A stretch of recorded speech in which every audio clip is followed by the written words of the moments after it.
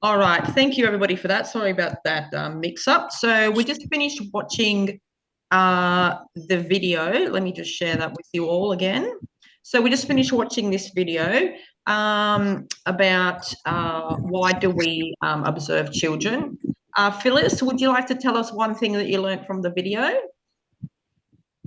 Observation is for recording the children learning development and make sure they meet up the milestones and report to the families about the learning progress. Who would like to go next?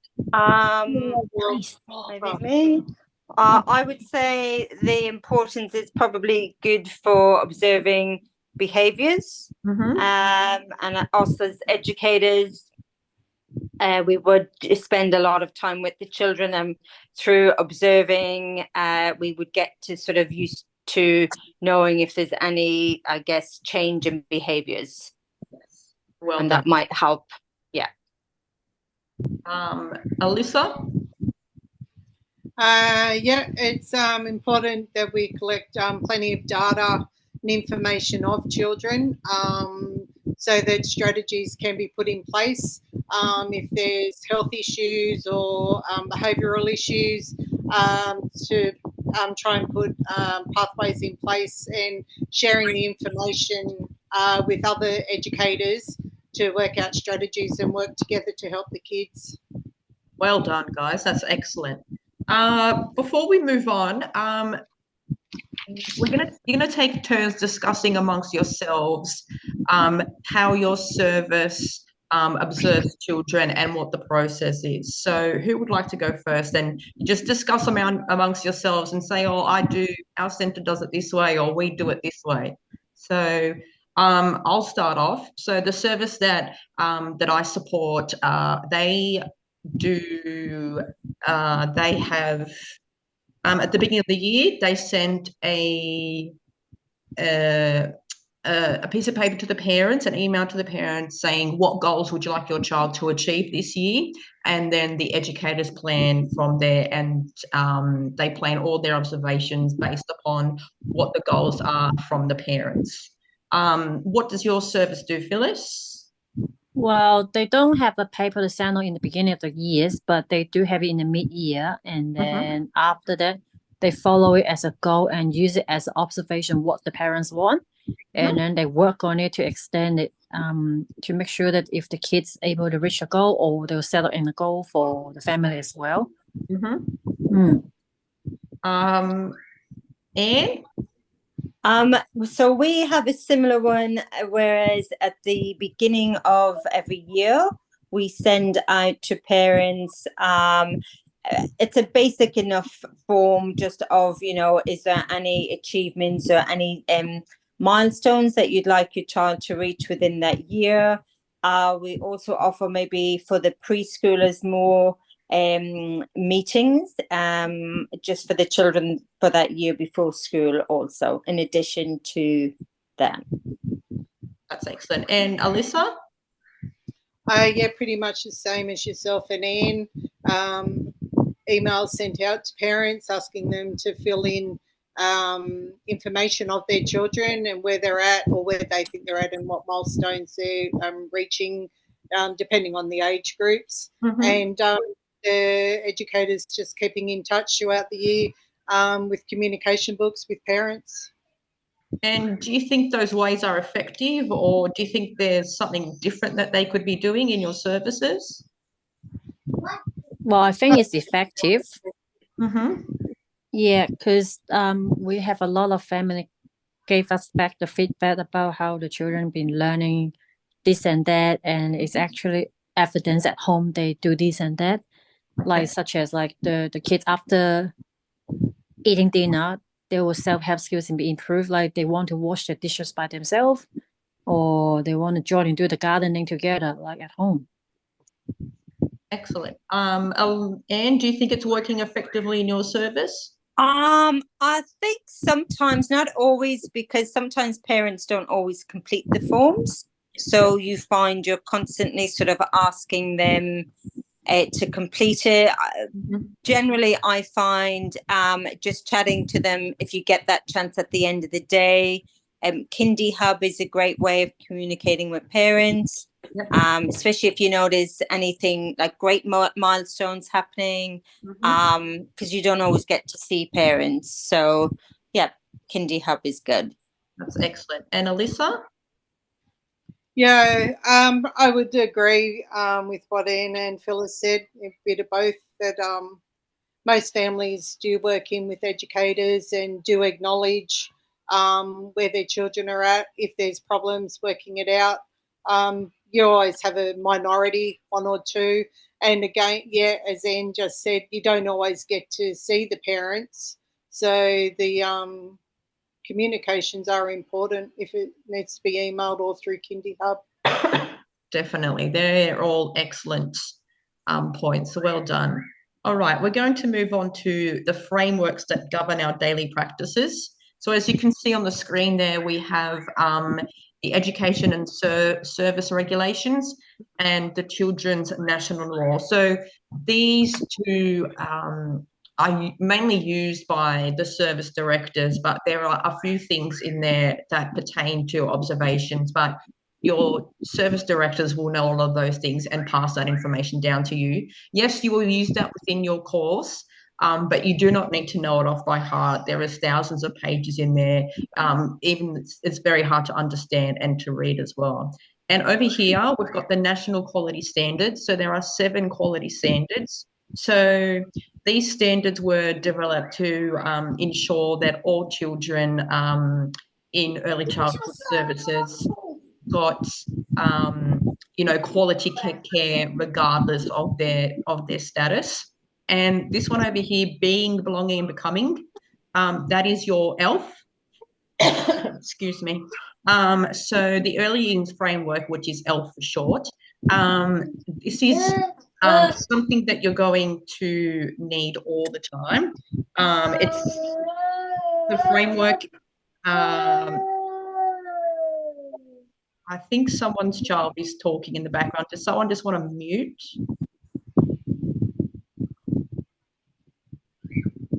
I'll just Sorry, keep. I'm mute. That's all right. So the ELF governs our daily practices. The ELF has 3 underpinning values, being, belonging, and becoming, which is built upon 5 learning outcomes and principles and practices that educators use every day to enforce their teaching with children. And within the ELF, the outcomes are very important because some services use those outcomes. We'll learn more about that in the second session to link to the children's learning. And it's also really good to use the outcomes to kind of like a checklist, to see, okay, the children should be up to this. It's a really good guide to use as well. Okay, we're going to do a bit of an activity. So while I'm talking about the ELF a bit more, I want you to download the ELF, and when you have done that, you can give me a thumbs up with the reactions. There's a reactions button down the bottom of the page, or just write it in the chat. So the Early Years Learn Framework is a national curriculum framework which is across Australia, which ensures the quality and consistency in delivering early childhood programs and education to all children.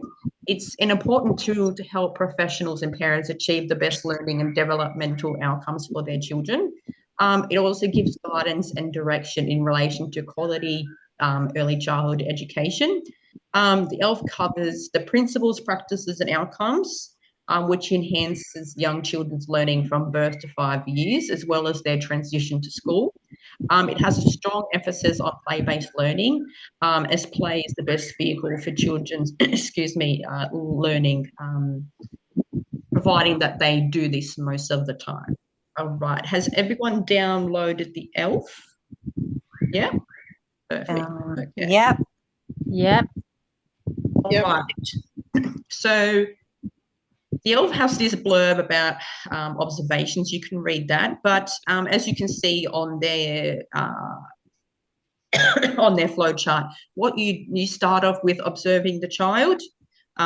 You assess what the child needs.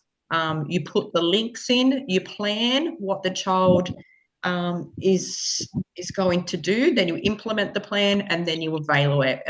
So the planning cycles is a circle that just keeps continuing around and around. Does anyone have any questions before we move on?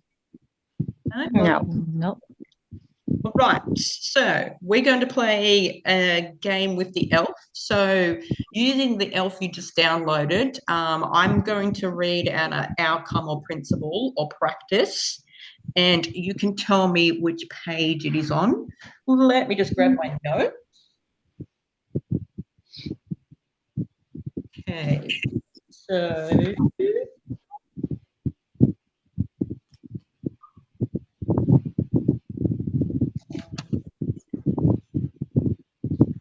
right, so Sim, I'm going to give you principle called secure and respectful and reciprocal relationships. Can you look that up and tell me what page it's on, please? Yep, on it. I'll have to put it in chat. Yep, that's fine. Is that okay, or do you just Yep, want me that's to tell fine. you? Or you can verbalize it to me if it's not going to Okay. work in the chat. Okay. Oh, page 14. Excellent. It is on page 14. All right. And I'm going to give you practices, cultural responsiveness. Okay.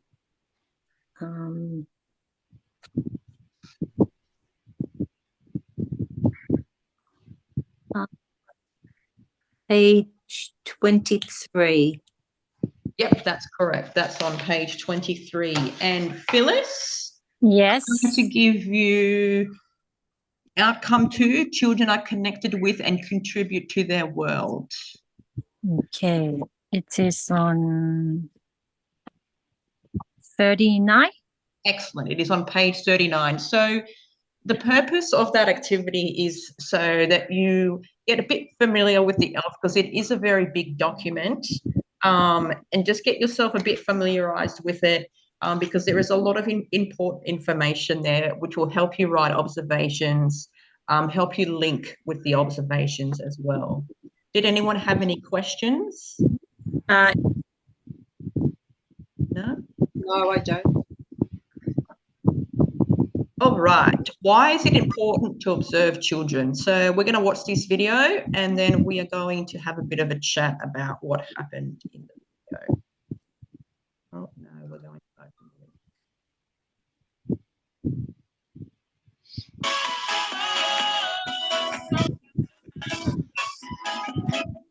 I can see by Sim's head moving that she could hear it. To trying to do things in a hurry or taking shortcuts. As Magda Gerber wrote, the more we do, the busier we are, the less we really pay attention. Intentional observation helps us make informed decisions that will meet the needs of the children and keep them engaged and learning throughout the day. Although situations will come up that need your immediate hands-on attention, observing is as valuable as anything else you do during the day. Observation can help us better understand each child as an individual, learning their likes, dislikes, habits, social interactions, and more, and track their developmental growth and challenges. With this knowledge, we can then create an environment, schedule, and activities that will foster their success. This also means we can more effectively individualize their learning by creating emergent curriculum and meaningful activities based on their interests. Observation and the information it provides also helps us bridge learning between our program and their home. All of this leads to increased engagement and positive interactions with the children, as well as the building of their positive self-concept and self-esteem. Ultimately, observation helps us build relationships, which is at the heart of a great program.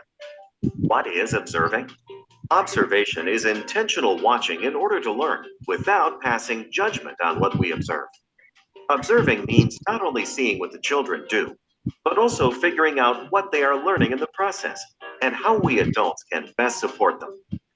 Observations spring from a place of curiosity and genuine interest in learning from what is observed. Perform both formal observations with scheduled time periods and informal observation of unplanned moments. Importantly, be as objective as possible in your observations. Observations can be done on both individual children and on the dynamics of the group, which will be naturally intertwined much of the time. Observe the environment the children are in and its effects on them. Observe the interactions between children and the interactions children have with adults. Observation by observation, bit by bit, a picture of each child unfolds and continues to blossom throughout the year, giving you the opportunity to maximize their experience in and through your program.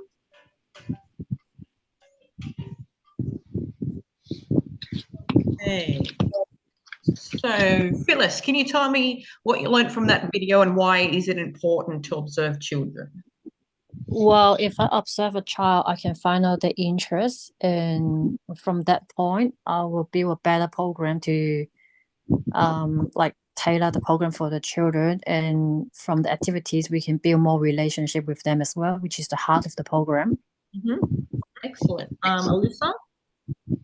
It's important to intentionally watch the children and watch what they are doing, so we can see what they are learning and what they're also having difficulties in to further assist. Definitely. And Anne? I would say it's probably really even formal or informal observations is just a great way of even just getting to know the child. Most definitely. Yeah. So it's important to observe children to set goals, plan for group or individual learning, see if there's any gaps in their learnings, like you discussed earlier. You know, if the child has any developmental delays, then with these observations, you can also see, you know, oh, he's missing this or they are missing that. That's a really great way to also share that with families. To also track their learning and progress. You know, maybe at the start of the year, they were using a dagger grip like this to write with, and hopefully by the end of the year, they're using a correct pencil grip. So it's really important to also track their learning like that as well. But most importantly, it supports their awareness, your awareness of the child's development, their skills and their strengths, and also their weaknesses to help them, you know, improve on those skills. I've noticed a lot in the services that I've been that children are needing a lot of help regulating their emotions and expressing their emotions. So with these observations, it's really good to be able to observe that and then plan for that within the curriculum as well. And also to help parents, because I think a lot of parents also struggle with that as well. Did we have any more questions before we moved on? No.